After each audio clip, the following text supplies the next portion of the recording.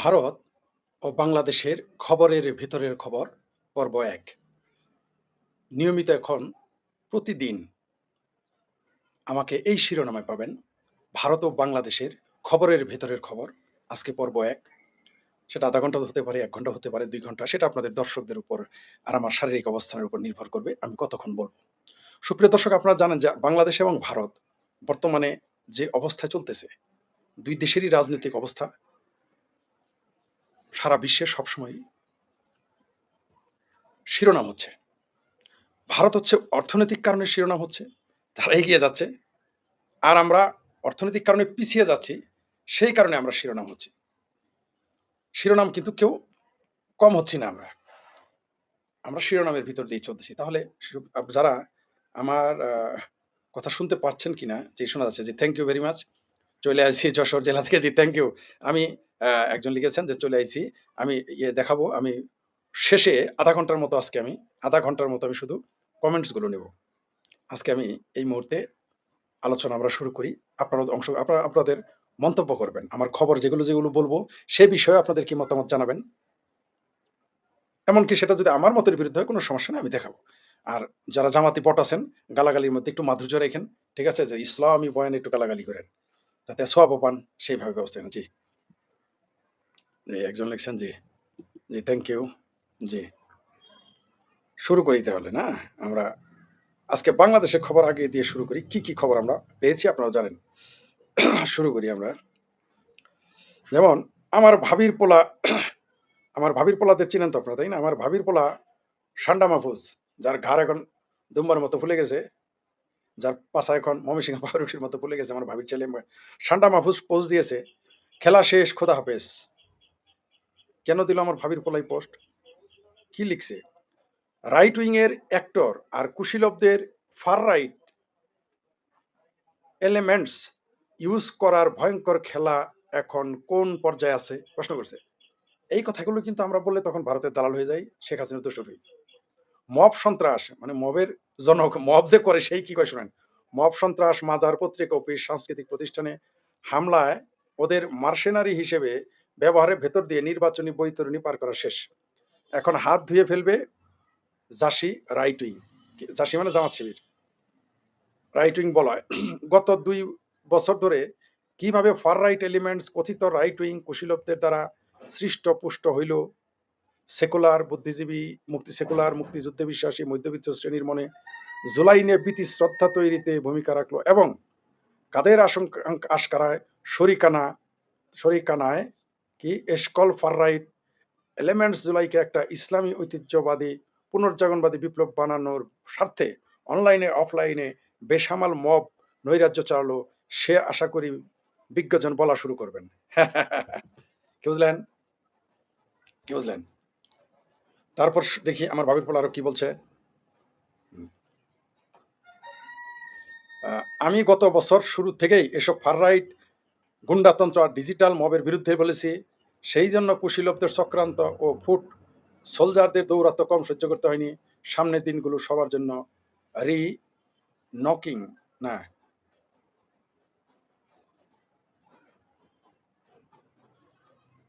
বুঝতে পারিনি লেখাগুলো তো।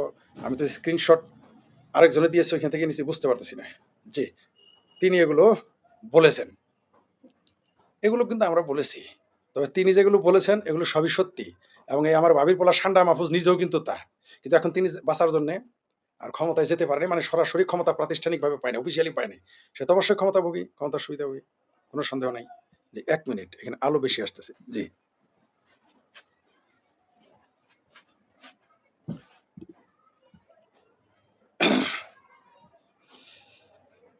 আপনার আমার ভাবির পোলা সান্ডা মাহফুজ এত উদ্বিগ্ন কেন? কারণ সে বুঝে ফেলেছে জামাত শিবির যে ঠোঁট কাকের মতো খাওয়া দাওয়ার পরে ঠোঁট মুছে ফেলবে, আমরা তো এটা জানি। তারা ৭১-এর আকাম কুকাম যদি যারা ঢাকতে পারে, তারা কি ঢাকতে পারবে না আমাকে বলেন? তাদের পক্ষে সবই সম্ভব। এরা দিনে দুপুরে আকাম করবে, করে এরা বলবে কিছুই করে নাই। এটা জামাতের স্বভাব। নইলে পৃথিবীতে যারা স্বাধীনতা বিরোধী ছিল তারা পৃথিবীতে কোথাও জায়গা পায় না, এই বাংলাদেশে পেয়েছে। কারণ তারা খুব সুন্দর করে সেগুলো পরিষ্কার, তাদের আকাম কুকাম সব সুন্দর করে ঢাকতে পারে। শেষে সান্ডা মাহফুজেরও বিপদে যাই হোক। এবার আসি,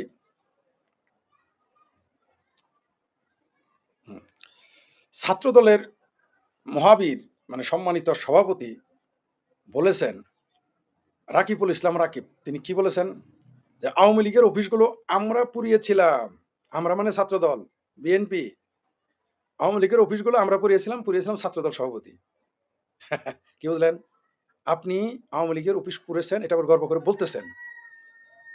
এইটা যখন ছাত্র লীগের সাদ্দাম বললে তখন কি বলতেন? চায়ের দোকানে ঝড় উঠতো, রেল স্টেশনে তুফান উঠতো, মসজিদের মেম্বরগুলোতে সাইক্লোন হইতো, ফতোয়া দেওয়া শুরু করতো। কিন্তু এখন চুপ। যাই হোক, ছাত্রদল সভাপতি এই স্লোগানের মাধ্যমে প্রমাণ করে দিল যে তারা যে সন্ত্রাসী কার্যক্রম করেছে। অদূর ভবিষ্যতে তার এই বয়ানের উপরেই রাজসাক্ষী, তার আকামের রাজসাক্ষী তিনি নিজেই। আবার এই রাজসাক্ষীকে আবার আরো একটু এই রাজসাক্ষীকে আরো একটু জম্পেশ করার জন্য, পালিশ করার জন্য ফারুক হোসেন আছে না, ওই যার একটা আছে জামাতি, ফারুক হোসেন কি ছাত্র শক্তি না গণশক্তি কি যেন, সে বলেছে, ফারুক হোসেন সে বলেছে ছাত্রদল সভাপতি রফিকুল ইসলাম রাকিব একজন ৭ জুলাই অভ্যুত্থানের পক্ষের যোদ্ধা, মানে জুলাই সন্ত্রাসী কার্যক্রম যোদ্ধা। আলোচনার সমালোচনা যাই থাকুক, রাকিব ভাইকে জুলাই অভ্যুত্থানে খাঁটি সৈনিক বলতে কোনো দ্বিধা নেই আমার। এটা কে বলেছে? আরে এক শিবিরে না থেকে যে শিবিরের কাছে ফারুক হোসেন দেখুন পাড়া, ওই যে দৌড়াইছিল যে ছাত্র শক্তি না গণশক্তি, আবার এক সময় রাশেদের সাথে থাকতো, এক সময় বিভিন্ন রাশাতে সেই ফারুক হোসেন বলেছে। জি।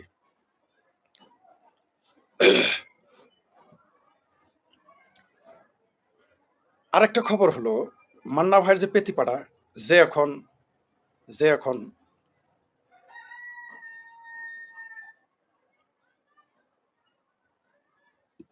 যে এখন মান্না ভাইয়ের পেতিপাড়া থেকে তারেক রহমানের পাড়া বনে গেছে জাহিদুর রহমান জাহিদ বলছে জুলাই নিয়ে কটূক্তি ক্রিমিনাল অফেন্স হিসেবে যুক্ত করতে আলাপ হতে পারে। এই বাটপার, এই মান্না ভাইয়ের যে পেতিপাড়া, ৫টা ভোট কিন্তু পাবে না সে। পাঁচটা হাতে গোনা ৫টা ভোট, ২ হাতে ১০টা দেবে না, এক হাতের ৫টা ভোট সে পাবে না। তার লম্বা লম্বা কথা। আমি এই জন্য বলি, রাজনীতিতে কোনো যোগ্যতার দরকার নেই। আর মানে আপনি যখন চেয়ারটাতে চামচাম কোনোভাবে পেয়ে গেলে হয়েছে আপনি অনেক কিছু। কারো কারো কপাল খুলে যায়, যেমন জোনায়েদ সাকি, বায়ে সিগন্যাল দিয়ে ডাইনামো, যেমন এই যে মান্না ভাইয়ের প্রতি, মান্না ভাই এত বড় নেতা, তিনি এমপি হতে পারলেন না, তিনি উপদেষ্টা হইতে পারলেন না। তিনিও যদি তারেক রহমানের উপদেষ্টা হইতেন, মাহমুদুর রহমান মান্না, মান্না ভাই কিংবদন্তি ছাত্র নেতা, তাকে কিন্তু উপদেষ্টা বানায় নাই, বানাইছে তার যে পেতিপাড়া এই জাহেদ, তাকে বানাইছে তারেক রহমান। ডালমে কুস্ত খালা হয়, মানে অযোগ্য যত হবেন তত যোগ্য জায়গায় যেতে পারবেন। এই এই পেতিপাড়া যারে দিল্লির দিল্লির দিল্লিতে বলছে যে এরা তো দেখতে নেশাখোর মনে হয়, গাঞ্জাখোর করতে গেছে, সেই উপদেষ্টা বলছে যে জুলাই নিয়ে কটূক্তি ক্রিমিনাল অফেন্স আলাপ হতে অফেন্স। তাহলে মুক্তিযুদ্ধ নিয়ে যদি কেউ কটূক্তি করে তাকে কি করা উচিত? কেউ যদি মুক্তিযোদ্ধা হওয়ার কারণে তাকে চর দেয়, তারে কি করা উচিত? মুক্তিযোদ্ধার পোলা হলেই তার চারণ লাগবে, যদি তা করে সেটা কি করা উচিত? যদি বলে ৭২ সংবিধান মানে সেটা ছিঁড়ে ফেলে কি করা উচিত? যদি বলে যে কোট আন কোট জুলাই মুক্তিযুদ্ধের বিরুদ্ধেই জুলাই সন্ত্রাস হয়েছে, জুলাই আন্দোলন হয়েছে, তাহলে তার কি করা উচিত? মুক্তিযোদ্ধা হওয়ার কারণে কবরে যদি লাশ থাকে সেখানে ভেঙেছে, আগুন দিয়েছে, তাহলে কি করা উচিত? ৩২ নম্বর বাড়ি যারা ভেঙেছে তাহলে তাদের কি করা উচিত? যদি মাত্র তথাকথিত জুলাইয়ের সন্ত্রাসীদেরকে যদি আমরা বলি জুলাই সন্ত্রাস, তাতেই যদি এটা কটূক্তি হয়, অফেন্স হয়, তাহলে এদের কি করা উচিত? যারা মুক্তিযুদ্ধকে তছনছ করে ফেললো তাদের কি করা উচিত? যারা বঙ্গবন্ধুর যে ভাষণ, ঐতিহাসিক ৭ই মার্চের ভাষণ পাঠ্য বই থেকে বাদ দিল, তাদের কি করা উচিত? একটু জানাবেন প্লিজ। মানে বুঝতে পারছেন তো? খারাপ ভাষাটা আর বললাম না, একটু ভালো ভাষা বলি, কোথায় হলো উগাতলা আর কোথায় হলো আগরতলা, কোথায় জুলাই সন্ত্রাস, গোলামি, দেশটাকে গোলামি মানে প্রভুদের কাছে দান করে দেওয়া, প্রভুদের কথা গোলামিতে চলে যাওয়া, আর মুক্তিযুদ্ধ করে দেশ স্বাধীন করা। মুক্তিযুদ্ধ ৭১, জয় বাংলা, সংবিধান, এগুলো উপজ্জিতি করলে, কটূক্তি করলে অফেন্স না। কিন্তু কোথাকার কোন জুলাই সন্ত্রাসীরা, তারা ওই কোথাকার কোন জামাত শিবির, তাদের নিয়ে সমালোচনা করলে কটূক্তি এবং অপরাধ। দেখলেন তো অবস্থা। আর একটা ছোট্ট খবর, মানে বাংলাদেশের, আমি ক্লাস 9-10 পড়া ছেলেদের আমি বিষ খেতে দেখেছি। মিরপুরে মেসে, এটা ফেসবুকে লিখেছে, মিরপুরে মেসে একজন সেনাবাহিনীর একজন ড্রাইভার পদে চাকরি করেন, তার নাম সম্ভবত মালেক। তিনি ওই মালেক আর আমি একসাথে দাঁড়িয়েছিলাম একজন ইঞ্জিনিয়ারের ফ্ল্যাটে দাঁড়িয়েছিলাম, এমএসে, মিরপুর 12 নম্বর কথা বলতেছি। আমি আর উনি দাঁড়িয়ে আছে, তার ছেলে আমার সামনে যাইতেছে, কিরে কই যাও, হাতে কি? বরিশাল বাড়ি তার, হাতে তার বিষের বোতল। বিষ মানে ওই যে আপনার ওই যে কীটনাশক দোকানে যে পাওয়া যায়, যেগুলো দিলে লাউয়ের জাংলা, মানে লাউ সিম যে হইলে যে ছিটিয়ে দেয়। বলছে যে কি এটা? বিষ, কি করবা? কয় লাউয়ের জাংলা দিব। কয় বাবা আবার খাইও না। এটা কিন্তু সত্য ঘটনা বলতেছি। একসাথে আমরা মালেক ভাই তো আমার সাথে বয়স বড় না, আছে তো তিনি। ছেলের বয়স হয়তো ১৫ হবে, ১৪-১৫। 9 এ নাকি 10 এ পড়ে, আমার এই মুহূর্তে খেয়াল নাই। এটা আমি ফেসবুকে লিখেছিলাম তখন। আমাদের সামনে গেল। মানে তার পাশেই তার কলোনি আরকি। ওই কোয়ার্টারের সাথে আরেকটা কলোনি আছে, ওইখানে ড্রাইভাররা থাকে। তো আমরা ওই আরেকজন ইঞ্জিনিয়ারের হেঁটে আমরা দাঁড়ায় বারান্দা থেকে এগুলো কথা বলছি তার সাথে। ৫ মিনিট হয় নাই। বাসাতে চিৎকার আসলো, "সর্বনাশ! ছেলে বিষ খাইছে।" মানে ওই যে মালেক বলল যে তার ছেলেরে বলল, "বাবা বিষ খায় না।" তার ছেলে খেয়ে ফেলেছে। পরে গিয়ে দেখলাম সে তার ক্লাসমেটের সাথে প্রেম করছে। প্রেমের কারণে ব্যর্থ হয়ে সে বিষ খাইছে এবং ছেলেটা মারা গেল। এটা আমাদের চোখে দেখা ঘটনা। এটা ছিল ক্লাস ৯-10 এর ছেলে সম্ভবত। মানে 10 এর উপরে তো নয়, 9 এও হতে পারে। আজকের একটা ঘটনা দেখলাম আর টিভিতে যে প্রেমের প্রস্তাব প্রত্যাখ্যান করে ৫ম শ্রেণীর ছাত্রের বিষ পান। ক্লাস 5 এর ছেলেও আজকাল প্রেম করে বিষ খায়। কোন দিকে যাবো আমরা ভাই? ক্লাস 5 এর একটা ছেলে কি বুঝে প্রেমের? সে বিষ খাইল। আমাদের অবস্থাটা দেখে গেছেন তো। যাই হোক, এটা দেখে ওই ঘটনা মনে পড়লো তাই বললাম। ২৪ আন্দোলন আমেরিকা ভাড়াটে লোক দিয়ে পেইড আন্দোলন করেছে। সাবেক বিএনপি নেতা, সাবেক বিএনপির এমপি, সাবেক বিএনপির খালেদা জিয়ার উপদেষ্টা এবং বীর মুক্তিযোদ্ধা এবং বর্তমান জামাতের মেথর আখতারুজ্জামান, মানে মেজর আখতারুজ্জামান এটা বলেছেন। আবার বলি কি বলেছেন? আমরা বললে তো আওয়ামী লীগের দালাল, শেখ হাসিনার দালাল, ভারতের দালাল, নরেন্দ্র মোদী দালাল হয়ে যায়, অমিত শাহ দালাল হয়ে যায়। তাই না? আর এখন তো শুভেন্দু অধিকারী দালাল বলেন। তো এই যে এটা কে বলেছে? মেজর আখতারুজ্জামান। যে মেজর আখতার খাঁটি পাকি দালাল হয়ে গেছে এখন। তো আবার মুক্তিযুদ্ধ জামাত। বাবারে বাবা! খাঁটি জামাতি। তিনি বলেছেন যে ২৪ এর আন্দোলনে আমেরিকা ভাড়াটে লোক দিয়ে পেইড আন্দোলন করেছে। কি বলবেন? কি জবাব আছে? কে ভাবির পোলারা? আমি যখন এটা বলি খেপে যাও, চিঙ্কু মামা রাখে। এজন্যই বলেছেন। একজন মুক্তিযোদ্ধা, একজন মেজর, তারপর আবার উপদেষ্টা খালেদা জিয়ার, এখন ডাইরেক্ট জামাত। যাই হোক। এবার একটু বিদেশি আলাপ করি। যদিও ভারতের কথা লিখছি কিন্তু ভারত রিলেটেড, কিন্তু পাকিস্তানের আলাপ করি একটু। পাকিস্তানের শাসিত কাশ্মীরের মানে ওই যে যেটা পিওকে বলে বা পাকিস্তানকে বলে তথাকথিত আজাদ কাশ্মীর। সেখানে বলছে ভারতের সহায়তা চাই, পাকিস্তানের আজাদ কাশ্মীরের ভিডিও ভাইরাল। তারা ভারতের সহযোগিতা চাচ্ছে, কারা খাঁটি পাকিস্তানি, তাও আবার কাশ্মীরি পাকিস্তানি। কি ভাবির পোলারা? ভাবির পোলারা কি বলবো এখন? ভাবির পোলারা, হ্যাঁ?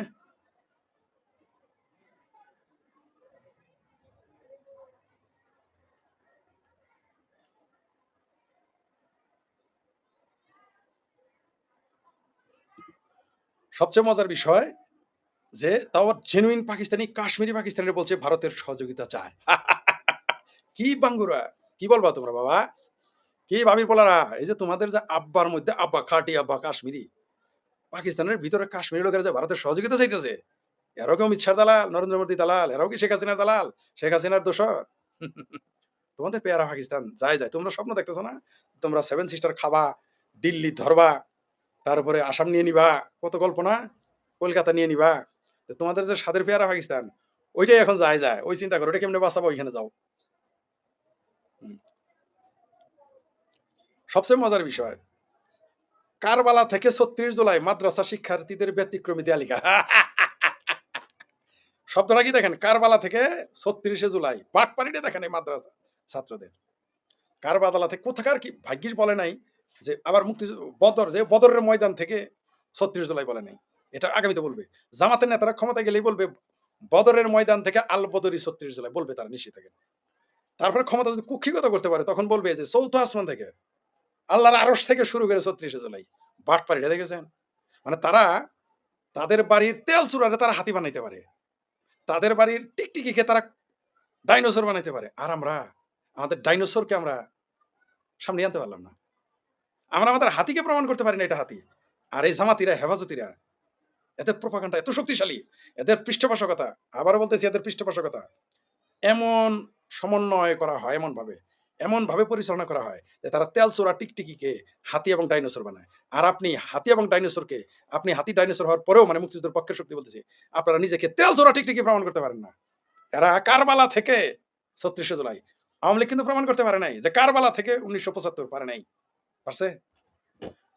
আওয়ামী লীগ কিন্তু বা মুক্তিযুদ্ধের পক্ষের শক্তি কিন্তু কারবালা থেকে ১৯৭১ বলতে পারে নাই, প্রতিষ্ঠিত করতে পারে নাই, বললেই নাই তারা। কিন্তু কারবালার চাইতে ভয়ঙ্কর ঘটনা ঘটেছে ৭১-এ। ৩০ লক্ষ মানুষ মেরেছে। কিন্তু এরা এই ৩৬ জুলাইয়ের এই বাটপারগুলো, এই মাদ্রাসা ছাত্রদের মাথায় এটা আসছে, আপনারা কিন্তু পারেন নাই। পৃষ্ঠপোষকতা, পরিকল্পনা, এগুলো কিন্তু ফ্যাক্টর। শুধু পরিকল্পনা হইলে হবে না, তার জন্য পৃষ্ঠপোষকতা দরকার। পরিকল্পনার পৃষ্ঠপোষকতা হইলে মানে কর্মীও দরকার। কর্মী তো আপনাদের আছে ভাই। এই জামাত হেফাজতের সাথে কি আপনাদের কর্মী কম? আপনাদের লিল্লা খেয়ে আপনাদের সদকা খেয়ে, আপনাদের ফেতরা খেয়ে, আপনাদের সরকার থেকে উচ্ছেদ করে দিল। আপনারা ঠেকাইতে পারলেন না। How funny! তার মানে কি আপনাদের পরিকল্পনা সঠিক ছিল না। নাহলে লিল্লাখোর কিভাবে আপনি গরু কুরবানি দেন, সেই কুরবানির চামড়া যারা সদকা নেয়, আপনি কামাই করেন, সেই কামাই থেকে যারা ফেতরা খায়, তারা আপনাকে ক্ষমতা থেকে উচ্ছেদ করে দিল। তার মানে আপনার কল্পনার অভাব ছিল। আর এখনো ২ বছর যাবৎ আওয়ামী লীগ এখনো সরাসরি মাঠে নামতে পারে নাই। এটাও কিন্তু পরিকল্পনার অভাব। পৃষ্ঠপোষকতার অভাব। কর্মীর কিন্তু অভাব নাই। কেউ যদি বলেন কর্মী নাই তাহলে ভুল। আওয়ামী লীগের কর্মী অলিতে গলিতে তৈরি হয়ে আছে। কিন্তু আপনি তাদের সমন্বয় করতে পারতেছেন না। এটা ব্যর্থতা আপনাদের। ২ বছর প্রতিদিন নির্যাতিত হচ্ছেন। প্রতিদিন নিপীড়িত হচ্ছেন। আরে ভাই, যে ৬১ জন আটক, এই যে কি যেন আইন ও সালিশ কেন্দ্র বলছে ৬১ জন জেলখানাতেই মারা গেছেন। এটা তাদের হিসেবেই। মরছে তো আরো বেশি। মরছে তো আরো বেশি। তাইলে আপনি এই ৬১ জন যদি জীবন দিতেন, এই সরকার থাকতো। জীবন কিন্তু দিতে হচ্ছে। প্রতিদিন ৮ জন, ১০ জন, ১২ জন করে মারা যাচ্ছে। এর মধ্যে কিন্তু অর্ধেকই আওয়ামী লীগের লোক, ছাত্রলীগের লোক, যুবলীগের লোক। সামনে খালি জানটা দিয়ে দেখেন না কি করে। ভাই মরবেন তো, মরতে হবেই। আপনি বিচ্ছিন্নভাবে যদি জীবন দেন যায় আসে না। কারো কিছু যায় আসে। বিচ্ছিন্নভাবে ১,০০০ মানুষের জীবনগুলো যায় আসে না। কিন্তু একজন মানুষের জীবনও যদি সঠিকভাবে সেখানে কেউ শহীদ হয়, রক্ত দেয়, উড়ছে উল্টে যায়, মসনদ উল্টে যায়, তার প্রমাণ শ্যামাপ্রসাদ মুখার্জি একাই কাশ্মীরে ঢুকে গিয়েছিল। একা, একা, একা। কাউকে নিয়ে যান। একা তিনি কাশ্মীরে ঢুকে গিয়েছিলেন। আজকে কাশ্মীর টিকে গেছে। ৩৭০ ধারা বাতিল হয়েছে তার কারণে। একজন মানুষের জন্য। সারা ভারতের কোটি, কোটি হিন্দুর মধ্যে একজন শুধু চ্যালেঞ্জ করেছিল যে, "এক আইন, এক শাসন, এক সংবিধান, এক পতাকা, অন্য কিছু আমি মানি না।" তিনি ঢুকে গিয়েছিলেন। কারণ তখন কাশ্মীরে যেতে পারমিশন লাগতো ভারতীয়দের। অদ্ভুত ব্যাপার। হিন্দুদের দেশে, হিন্দুর দেশের কাশ্মীরে যেতে তাদের পারমিশন লাগতো। কিন্তু একজনই পাল্টে দিয়েছে। তেমনি এই যে আশক লিখেছে ৬১ জন মারা গেছে। কালকে যদি শুধু জামালপুর থেকে, আমাদের জামালপুর থেকে কালকে যদি ৬১ জন লোক মারা যায়, এই সরকার টিকবে? টিকবে না। মরতে কিন্তু হচ্ছেই তা আওয়ামী লীগের। কিন্তু সমন্বয়ের অভাব। এরা মরতেছে পথে ঘাটে। ওই যে ৩ জন মারা গেল, আরো ৪ জন গায়েব। প্রতিদিনই মরতেছে। কালকে আপনি দেখেছেন যে একটা মেয়ের সিন আমাকে অনেকে ভিডিও পাঠিয়েছে। যে বাবা আওয়ামী লীগ করলে পরে মেয়েকে কুপিয়েছে, একেবারে কোপায় অস্থির করে ফেলছে। তাহলে বসে থেকে কোনো লাভ আছে? আপনাকে তো মরতে হবেই। বিচ্ছিন্নভাবে কেন দেন? এই মৃত্যুর তো আপনি এই দায় কিন্তু নিতে হবে কাউকে না কাউকে। এই মানুষগুলো মারা গেল কি কারণে? আওয়ামী লীগ করার কারণে। কি কারণে? ছাত্রলীগ করার কারণে। কি কারণে মারা যাচ্ছে জেলে? হয় সে আওয়ামী লীগ করে, অথবা সে ছাত্রলীগ করে, বা তার পরিবার আওয়ামী লীগ করে, মুক্তিযুদ্ধের পক্ষে মারা যাচ্ছে। একসাথে নামতে হবে। পরিকল্পনা বা পৃষ্ঠপোষকতা। গপ্প যতই করেন, খালি মুখে চিঁড়ে ভিজে না, পৃষ্ঠপোষকতা লাগে। অবশ্যই পৃষ্ঠপোষকতার অভাব। যারা ইনকাম করে নাই তাদের কথা বাদ। যারা লুটপাট করেছেন, করেন নাই তো একজন হইলেও তো লুটপাট করেছেন নাকি? আমরা কিন্তু জানি কে লুটপাট করেছেন। সবাই জানে। কিন্তু এখন ১০ পয়সা বের করতেছে না। খরচের মধ্যে নাই। সেলফি লীগের বাবারে বাবা! সেলফি লীগের চোটে মুক্তিযুদ্ধের বই গাড়ি নিয়ে বছরের পর বছর সারা বাংলাদেশ ঘুরেছি। কোন মন্ত্রীর ধারে কাছে যে একটা ছবি তুলতে পারিনি, সেলফি নিতে পারিনি। কোন মন্ত্রী আমাদের কোনদিন জিজ্ঞাসা করে, মন্ত্রী তো দূরের কথা। কোন মন্ত্রীর চামচা আমাদের জিজ্ঞেস করে নাই। কিন্তু আমরা নিবেদিতভাবে কাজ করে গেছি। মুক্তিযুদ্ধের পক্ষের, মুক্তিযুদ্ধের বইপত্র গাড়ি নিয়ে আমরা ঘুরেছি জেলায়, জেলায়। নিজেরাই ভর্তুকি দিয়ে।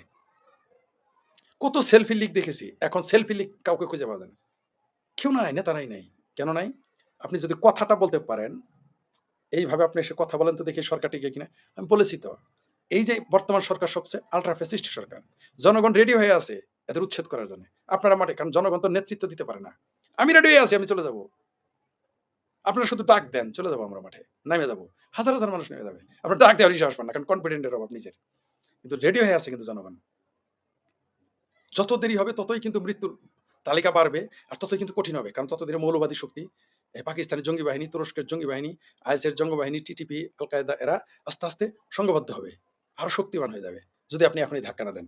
কারণ সময় এক হারি, অসময়ে ১০ হারি। আপনি ২০২৪ সালের কথা বাদ দেন। ২৪ সালের প্রথম ৫-৬ মাস আওয়ামী লীগের জন্য আসলে কঠিন ছিল। কিন্তু এই ২ বছরে কিন্তু একটা মাঠ তৈরি করে ফেলেছে। জামাতিরা, হেফাজতিরা, বাবির পোলারা, বিএনপিরাই। আওয়ামী লীগের জন্য মাঠ তৈরি করে রেখেছে। আওয়ামী লীগকে মাঠে নামতে হবে। কিন্তু যদি আরো দেরি করে, আরো ২ বছর, তাহলে কঠিন থেকে কঠিনতর হয়ে যেতে পারে। কারণ যখন দেখবে আওয়ামী লীগ আসবে, তখন অন্য কোনো যেমন ২ বছর প্রায় ১৮ মাস থাকলো কে? ইউনূস কাকা। ১৮ মাস পরে বিএনপিকে রেখে আরেকটা সরকার আনলো। তাহলে কি করবেন? এইভাবে আপনারা ২ বছর করে বদলাতেই থাকে, তাহলে তো পিছিয়ে পড়ে যাবেন।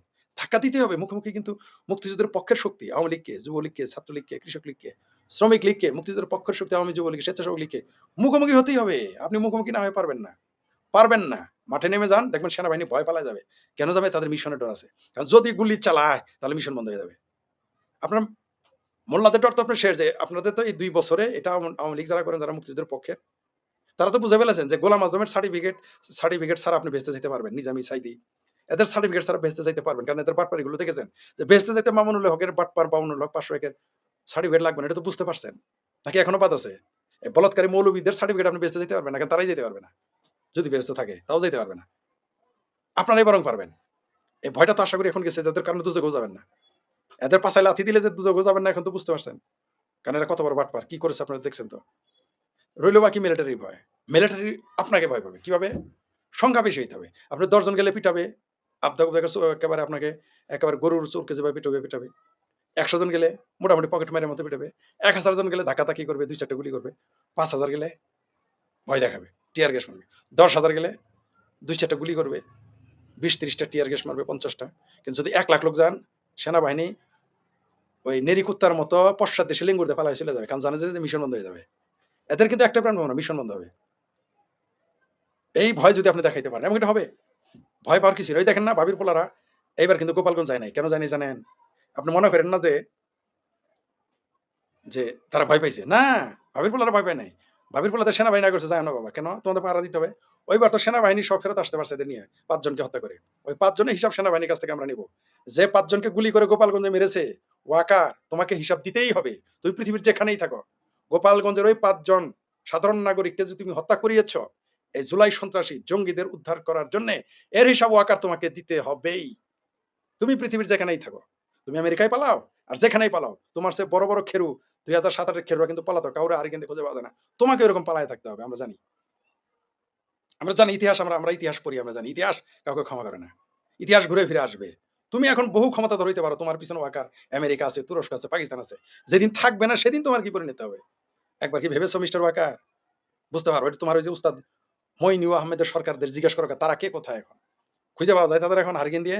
খুঁজে পাওয়া যায় না। পাওয়া যাবেও না তেমনি ওয়াকার তোমাকে। তো ওই ৫ জনের হিসাব গোপালগঞ্জে যে গুলি করে মেরেছে, এই জুলাই জঙ্গিদের প্রোটেকশন দিতে গিয়ে, সেই হিসাবে আমরা নিব। এবার কিন্তু পাঠায় নাই। কেন জানেন? কারণ এইবার গেলে হয় ১০ জন, ১৫ জন, ২০ জন মারা যাবে, সাধারণ নাগরিক মরে যেত।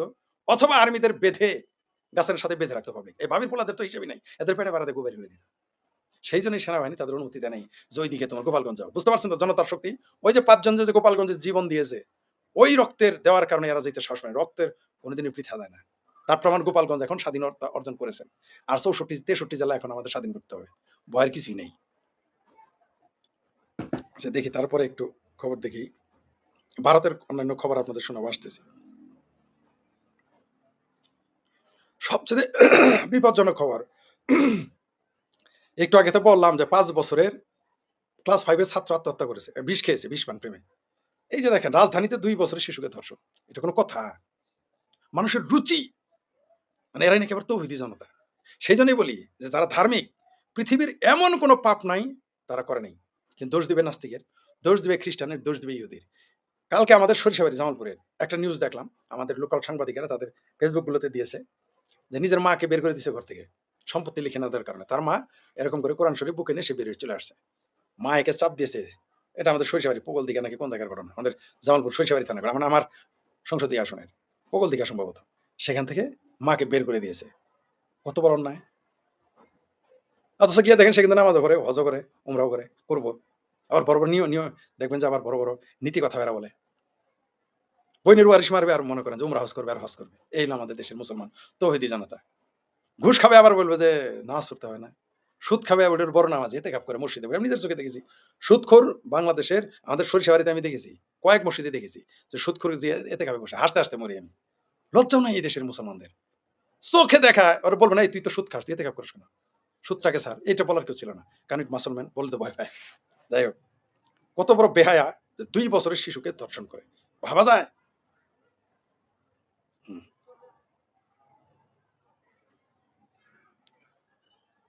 এই যে ২০২৬ সালের ১ম ৬ মাসে দেশের কারা হেফাজতে ৬১ জনের মৃত্যু হয়েছে। বলেছে আশক, আইন ও সালিশ কেন্দ্র। আরেক বাটপারেরা। এই ৬১ জন, এই ৬১ জন আপনারা কিন্তু এর মধ্যে কিন্তু ৫০ জনই গিয়ে দেখেন এরা আওয়ামী লীগের লোক। এই ৫০ জন যদি সরাসরি জান দিত, ওয়াকার কখন পালায় যেত? এই ভাবির পোলারা দৌড়ায় সারতে পারত না। জান আপনাকে কিন্তু রক্ত দিতেই হবে। ৭১ এ ৩০ লক্ষ মানুষ মারা গেছে। এর কি মনে করেন না? স্বাধীনতা এমনি আসে না। ৭৫ বছর যাবৎ বেলুচিস্তানিরা যুদ্ধ করে চলতেছে। রক্ত দিয়েই চলছে। এখন স্বাধীনতা পায় নাই। রক্ত আপনাকে দিতেই হবে। মুখোমুখি হতেই হবে। হুম। মজার বিষয় হলো বান্দরবানের সব পর্যটন কেন্দ্রে সর্বসাধারণের প্রবেশ নিষিদ্ধ ঘোষণা। কেন ভাই? এখন না জুলাই আন্দোলন করে তোমরা দেশ নয়া বন্দোবস্তে আনছো স্বাধীন। এখন তারা বেশি, বেশি ঘুরবা। বন্ধ কেন? কেন পর্যটন কেন্দ্রে কেন ভ্রমণ নিষিদ্ধ করবা? তাহলে বুঝতে পারছেন তো আইন শৃঙ্খলা পরিস্থিতি কোন দিকে যাচ্ছে? দাল মে কুছ তো কালা হায়। হুম।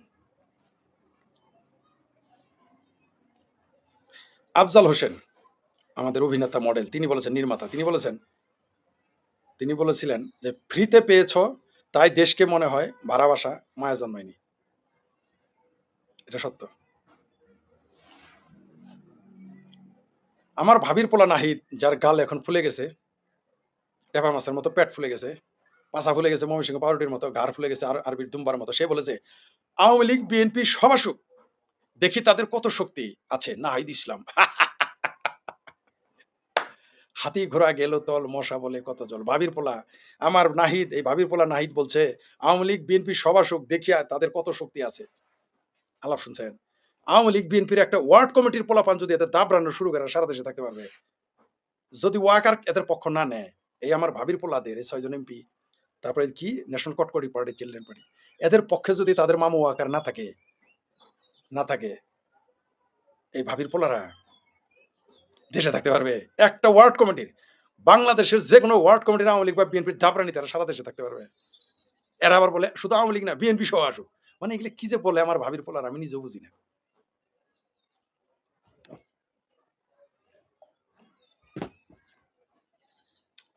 এইবার আমার একটা ফেসবুক পোস্ট থেকে দেই। ৮ বছর আগে ৭ জুলাই ২০১৮ সালে একটা পোস্ট দিয়েছিলাম তসলিমা নাসরিনের একটা কথা। তিনি বলেছিলেন, একটা বাক্য নিয়েছিলাম তার, "ধর্ম এবং রাজনীতিকে টিকিয়ে রাখার জন্য" আবারও বলি, "ধর্ম ও রাজনীতিকে টিকিয়ে রাখার জন্য চিরকালই বোধ হয় সন্ত্রাসীদের দরকার হয়।" আবার শুনুন, "ধর্ম এবং রাজনীতিকে টিকিয়ে রাখার জন্য চিরকালই বোধহয় সন্ত্রাসীদের দরকার হয়।" এক লাইন আমি শেয়ার দিয়েছিলাম ২০১৮ সালের ৭ জুলাই, ৮ বছর আগে। এটা কে বলেছেন? তসলিমা নাসরিন। কি বলেছেন? আবার বলছি, "ধর্ম এবং রাজনীতিকে টিকিয়ে রাখার জন্য চিরকালই বোধহয় সন্ত্রাসীদের দরকার হয়।" কথা সত্য।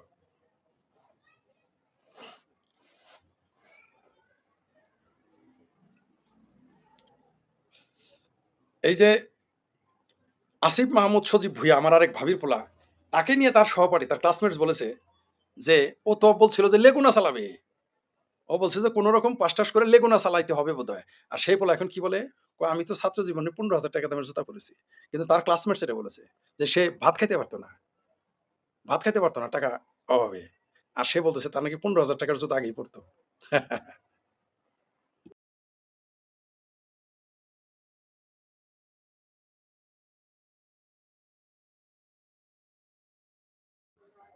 আরেকজন নেতা আছেন,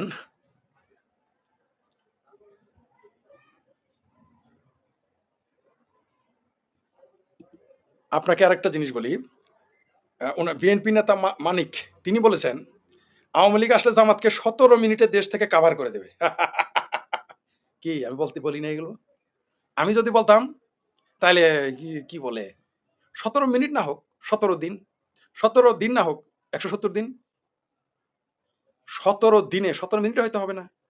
কিন্তু ১৭ দিনে আগামীতে মুক্তিযুদ্ধের পক্ষের মানুষ ক্ষমতায় আসলে ১৭ দিনে জামাত কভার হয়ে যাবে। সর্বোচ্চ হয়। জামাত বাংলাদেশে থাকতে পারবে না। লিখে রাখেন। এমনকি লুঙ্গির তলায় আসবে আমরা থাকতে দিব না। আওয়ামী লীগ যদি আগামীতে মনে করে লুঙ্গির তলায় বাইচতে হয়, জামাই হয়, মেয়ের জামাই, তারপরে কি উকিল জামাই, ওইগুলা পিরিতি চলবে না। আমার একজন আছে আমি জানি। ওই যে উকিল শ্বশুর, উকিল মেয়ের জামাই, এগুলা পিরিতি কিন্তু আর চলবে না। নিজের মেয়ের জামাইরে রাখা যাবে না, নিজের শ্বশুরেই রাখা যাবে না। আমরা ঘুম হারাম করে দিব। যদি কোনো আওয়ামী লীগের লোক আগামীতে এই জামাতি, হেফাজতি, জঙ্গিদের যদি উকিল জামাই, উকিল শ্বশুর, ঠিক আছে? আইতে পোলা, ভাইতে পোলা, ভাইস্তে চাচা, মামা, ভাগ্নে বলে আশ্রয় দেন। আমরা কিন্তু ছাড়ব না। দেখাই দিব জনগণকে, আইন শৃঙ্খলা বাহিনীকে। কোনোভাবেই রক্ষা করতে পারব না। যদি কোনো আওয়ামী লীগের নেতা মনে করে থাকেন, আগামীতে অমুকের জায়গা দিবেন, কাজ হবে না। আমরাও জায়গা পাই নাই, আপনাদেরও জায়গা দিতে দিব না। মনে রাইখেন। এই কথা ঠিক। এই যে আওয়ামী লীগ আসলে জামাতকে ১৭ মিনিট দেশ থেকে কাভার করে দিবে।